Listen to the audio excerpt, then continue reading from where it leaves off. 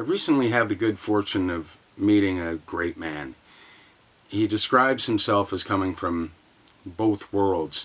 He grew up learning the indigenous cultures of the Inuit in the north, hunting, fishing, learning all of the oral histories, and would, not so later in life, as a young man, was an MP twice for the Canadian government and was instrumental in the formation of the territory of Nunavut.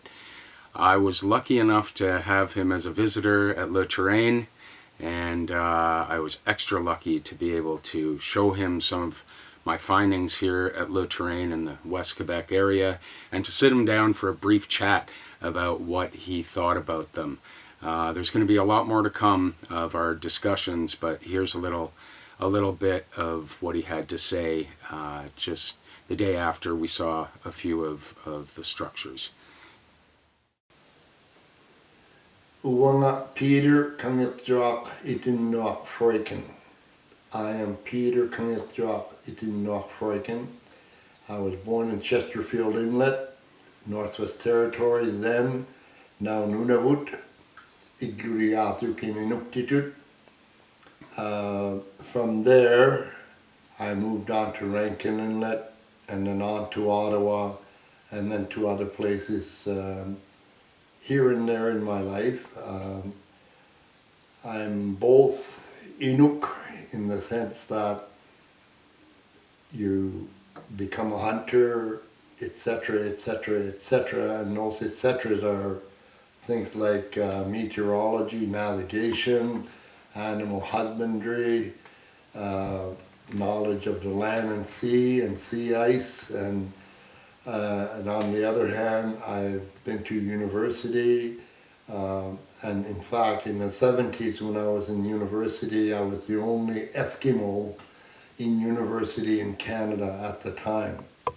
There is so much to tell here that it's difficult for me to synopsize it, of course, in a way that would help your audience understand.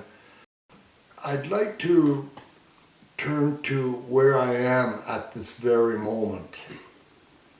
And I was shown around this property of up to 500 acres of curious,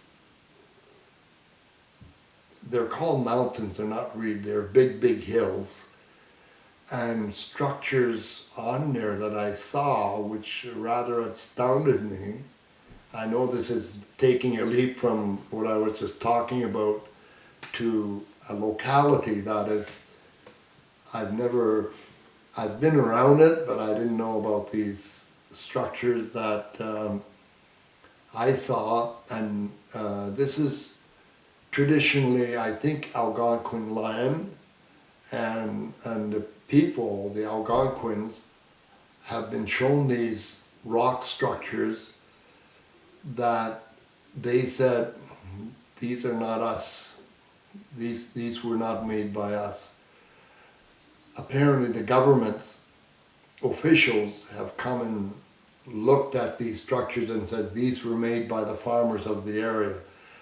There was no reason for the farmers of the area to make these structures whatsoever. They were too busy trying to feed their families.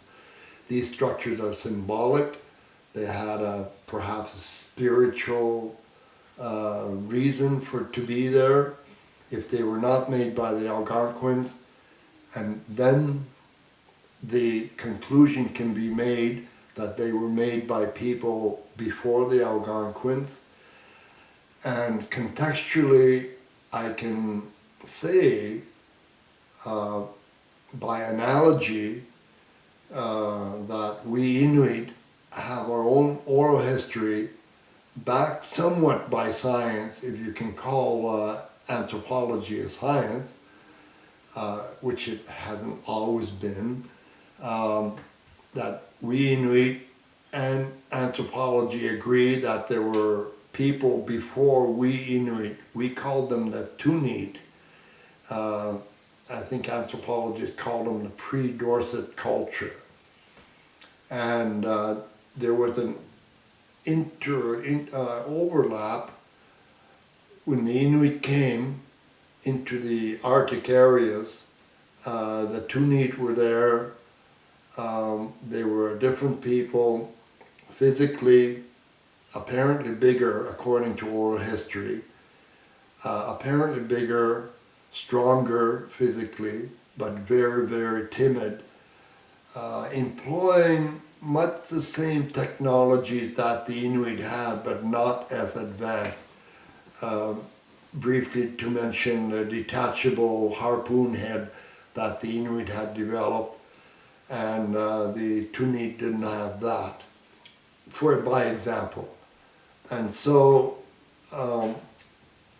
the Tuniit died out, according to anthropology, a few hundred years ago, when the Thule or Dorset culture came along. According to the Inuit, much more recently than that, sporadically.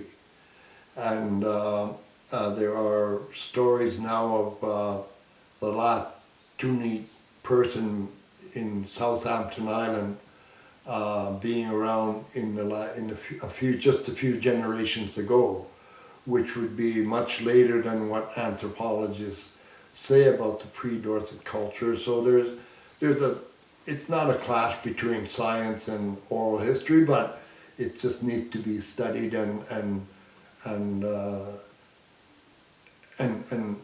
somehow come to some sort of conclusion that they were around more recently than science would say. But by analogy, what I saw yesterday absolutely astounded me, and I'm sure pictures can show what I'm talking about here. If the Algonquins say, these are not ours, they were not obviously made by farmers on a whim or for symbolic or spiritual reasons. The only real conclusion I can come to here as a layman is that these were made pre-Algonquin, and there were people before them here.